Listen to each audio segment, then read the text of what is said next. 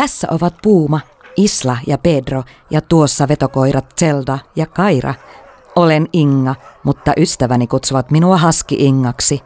Pidän nimittäin Alaskan haskikenneliä täällä Paljakassa ja osallistun rekikilpailuihin.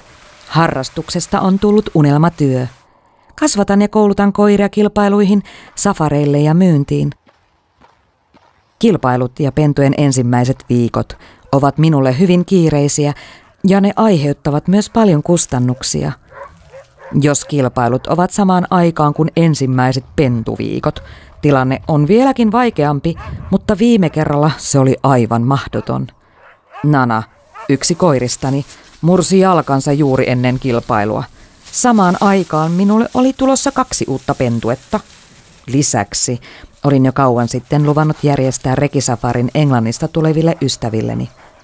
Minun oli uusittava valjakkoni järjestys ja palkattava pennuille hoitajaretken ajaksi.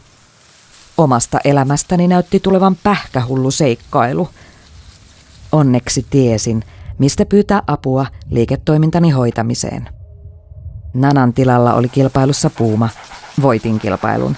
Kennelissä on 9 tervettä pentua ja ystäväni saivat todellisen suomalaisen kokemuksen. Voiko enempää toivoa? Nyt valmistaudumme Norjan maailmanmestaruuskilpailuihin. On hyvä, että jotkut ongelmat voi ratkaista helposti. Joustolimiitti. Vähän apua joka päivä.